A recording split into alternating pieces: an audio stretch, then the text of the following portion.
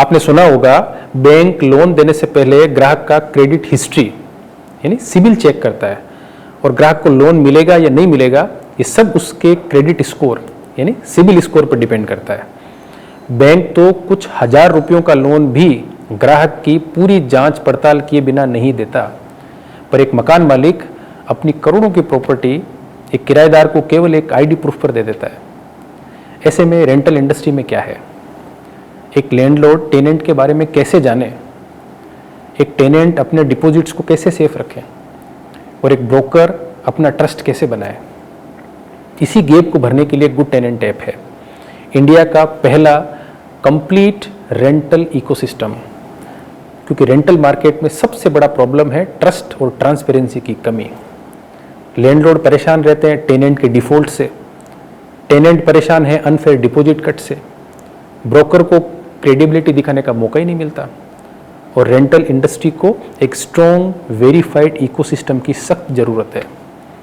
क्या आपने कभी सोचा है कोई टेनेंट आपसे घर, फ्लैट, दुकान या शोरूम या कोई भी प्रॉपर्टी किराए पर या लीज पर लेने आए हैं, क्यों आया है, उसका मकसद क्या है, उसका पिछला बैकग्राउंड क्या है, क्या वह पहली बार रेंटल प्रॉपर्टी ले रहा है या इससे पहले भी रेंट पर रह चुका है, क्या उसके पिछले लैंडलॉर्ड से रिलेशन सही थे, क्या उसने वहाँ का रेंट और यूटिलिटी बिल्स वगैरह का हिसाब पूरा किया, क्या वहाँ उसका बिहेवियर सही था, क्या वह खुद मकान, दुकान या ऑफिस खाली कर आया या उसको वहाँ से निकाला गया, क्या वह लैंडलॉर्ड की अपेक्षाओं और शर्तों के हिसाब से ही रहा, क्या उसने रेंट पर ली हुई प्रॉपर्टी को प्रॉपरली केयर किया, क्या वह किसी गैर सामाजिक एक्टिविटीज़ में तो इन्वॉल्व नहीं था, क्या वह जानता है और समझता है कि रेंट पर रहने के लिए कुछ नियम और कायदे होते हैं, क्या वह अपने से पहले किसी लैंडलॉर्ड या पड़ोसियों के लिए सिरदर्द तो नहीं बना।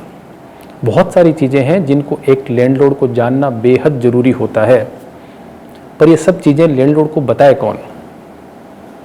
सालों पहले बैंक लोन में भी यही होता था, एक बैंक से लोन लिया वापस नहीं किया, फिर कुछ दिन बाद दूसरे बैंक के साथ में भी वही किया।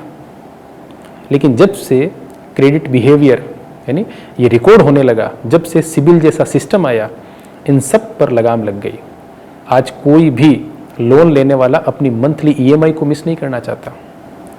वह सोचता है कि कुछ भी हो जाए ईएमआई मिस नहीं करनी है, वरना सिबिल खराब हो जाएगा और इसका असर आगे के लोन पे पड़ेगा। पर क्या वही व्यक्ति किराए की राशि देने में या मंथली किराया देने में इतना ही सीरियस और सिंसियर है? बस यही ज़रूरत है गुड टेनेंट ऐप की।